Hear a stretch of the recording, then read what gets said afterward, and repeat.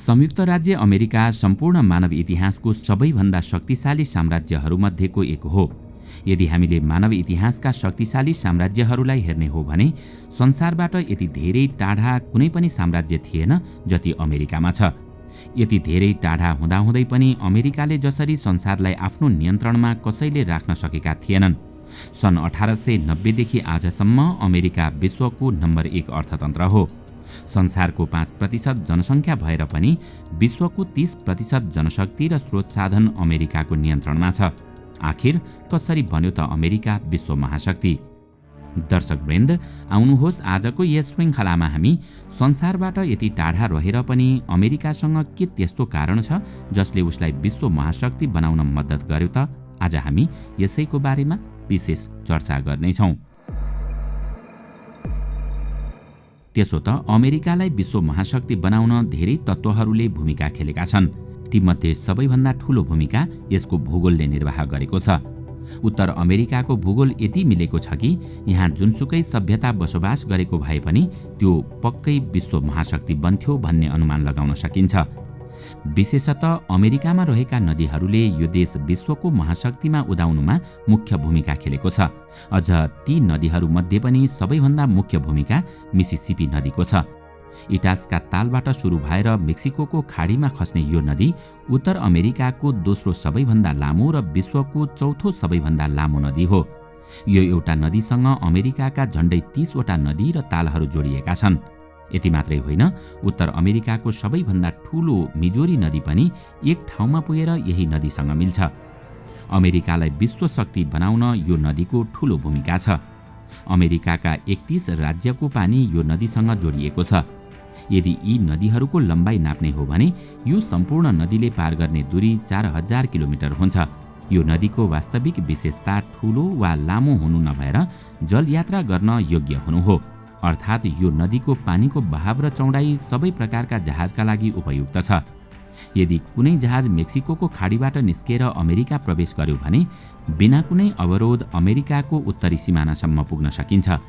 यस्ता नदीहरू आर्थिक गतिविधि सिर्जना गर्न धेरै महत्त्वपूर्ण हुन्छन्, किनकि रेल र सडक मार्गको तुलनामा नदीबाट सामान ढुवानी गर्न धेरै सजिलो र सस्तो हुन्छ।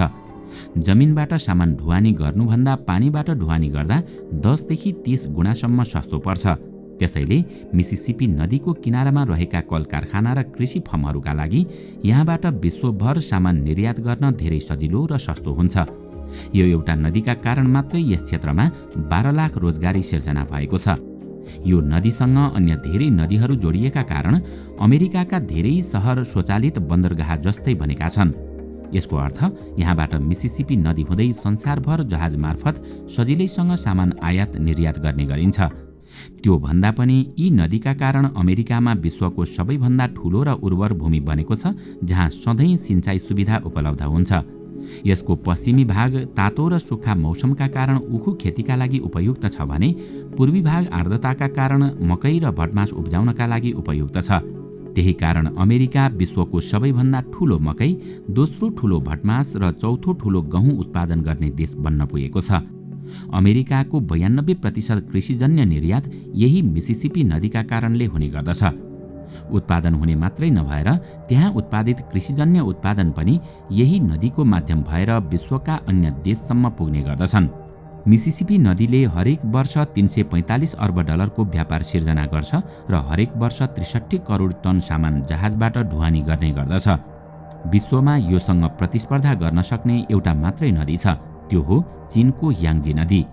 यो एउटा नदीमाथि चीनको 40% जीडीपी निर्भर रहेको छ। चीनको आर्थिक प्रगति र विकासका पछाडि यो नदीको महत्त्वपूर्ण भूमिका रहेको छ। प्रत्येक वर्ष 6 अर्ब 20 करोड टन सामान यही नदीबाट आयात निर्यात हुने गर्दछ। यसबाट कुनै पनि देशको आर्थिक उन्नतिमा नदीहरूले कति ठूलो भूमिका खेल्छन् भन्ने स्पष्ट हुन्छ, किनकि विश्वको पहिलो र दोस्रो ठूलो अर्थतन्त्र आफ्ना नदीहरूमा धेरै निर्भर छन्। कुनै पनि देशको अर्थतन्त्रमा अर्को सबैभन्दा महत्त्वपूर्ण भूमिका निर्वाह गर्ने कारक तत्त्व तटवर्ती क्षेत्र पनि हो। अमेरिकासँग 20,000 किलोमिटर लामो समुद्री तट छ। यो संसारको 8औं ठूलो समुद्री तट हो। यो तटरेखा सम्पूर्ण अफ्रिका महादेशको तटरेखाभन्दा 5 गुणा ठूलो छ।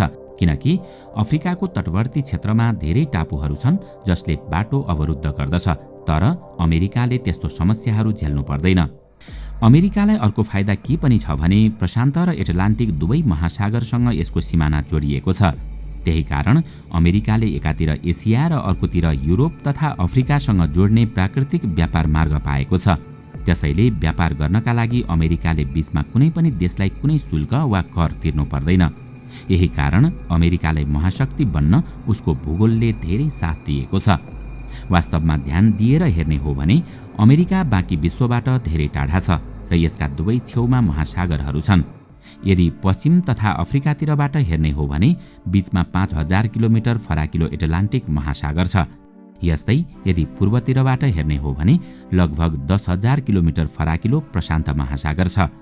बाँकी संसारबाट यति धेरै टाढा हुनुको अर्थ के पनि हो भने कुनै पनि देशका लागि अमेरिकामाथि प्रत्यक्ष आक्रमण गर्न लगभग असम्भव थियो। समुद्रबाट आक्रमण गर्न कति कठिन थियो भन्ने कुराको एउटा उदाहरण नै हेरौँ। दोस्रो विश्वयुद्धमा मध्य युरोपलाई जितेर जर्मनीले बेलायतमाथि आक्रमण गर्ने योजना रद्द गर्नुको कारण नै त्यहाँको 33 किलोमिटर लामो समुद्र बन्न पुगेको थियो, किनकि त्यति लामो समुद्र पार गर्न जर्मन सेनालाई निकै कठिन चुनौतीको सामना गर्नुपर्ने थियो, जबकि अमेरिका त त्यहाँबाट झनै हजारौं किलोमिटर टाढा थियो। त्यसैले आजसम्म कुनै पनि देशले अमेरिकामाथि प्रत्यक्ष आक्रमण गर्न सकेको छैन। दोस्रो विश्वयुद्धमा भने जापान प्रशान्त महासागरमा रहेको अमेरिकी जहाजसम्म पुगेको थियो जब उसले पर्ल हार्बरमा आक्रमण गर्यो। वास्तवमा भन्ने हो भने विगत 200 वर्षदेखि अमेरिकामाथि कसैले सिधै आक्रमण गर्न सकेको छैन।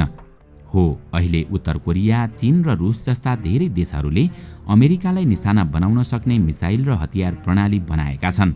अब भने अमेरिकालाई केही चुनौती थपिएको छ। यदि अमेरिकाको कमजोरीको चर्चा गर्ने हो भने यहाँ मिसिसिपी नदीकै कमजोरी पनि उल्लेख गर्न बिर्सिनु हुँदैन। त्यो कमजोरी हो क्युबा। वास्तवमा मिसिसिपी नदी हुँदै आउने सबै जहाज मेक्सिकोको खाडीमा आइपुग्छन् र यहाँबाट एटलान्टिक महासागरमा जान्छन्। क्युबा यही बाटोमा पर्छ। यदि क्युबाले त्यो क्षेत्रमा अवरोध पुर्यायो भने अमेरिकी अर्थतन्त्रलाई ठूलो नोक्सान पुग्छ, तर अहिले क्युबासँग यस्तो गर्न सक्ने शक्ति छैन। तर कुनै अन्य विश्व शक्तिले क्युबालाई प्रयोग गरेर यस्तो गर्न भने पक्कै सक्छ। सन् 1960 को दशकमा ठिक त्यही अवस्था हुन लागेको थियो जति बेला सोभियत सङ्घले क्युबामा आणविक क्षेप्यास्त्र र सेना तैनाथ गर्दै थियो।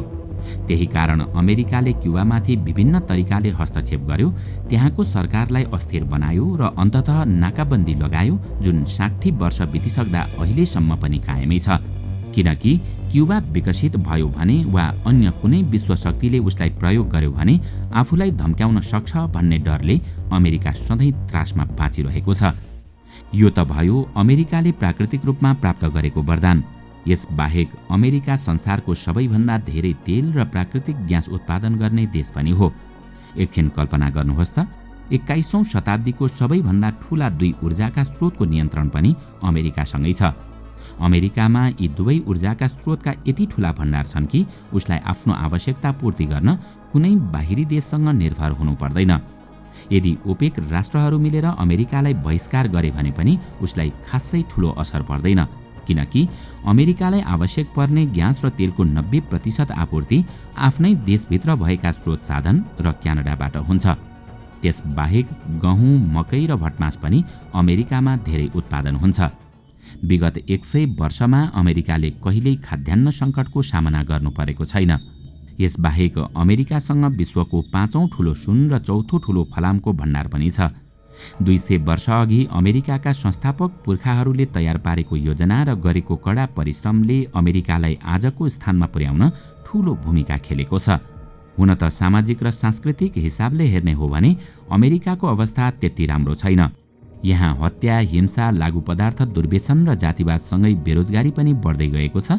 तर पनि अझै धेरै वर्षसम्म अमेरिकालाई विश्व महाशक्ति रहिरहनबाट कसैले रोक्न सक्ने अवस्था छैन। दर्शकवृन्द, आजको श्रृङ्खला तपाईलाई कस्तो लाग्यो हामीलाई कमेन्टमा अवश्य बताउनुहोला। साथै आजको श्रृङ्खला तपाईलाई राम्रो लाग्यो भने लाइक तथा सेयर गरी हाम्रो च्यानललाई सब्स्क्राइब गर्न नभुल्नुहोला र साथमा रहेको बेल आइकन पनि थिच्नुहोस् ताकि हामीले अपलोड गर्ने नयाँ भिडियोको जानकारी सबैभन्दा पहिला तपाईलाई प्राप्त होस्। आजका लागि यति नै। अर्को भिडियोमा अझै रोचक जानकारी लिएर आउने नै छौँ। तबसम्मका लागि बिदा दिनुहोस्। नमस्कार।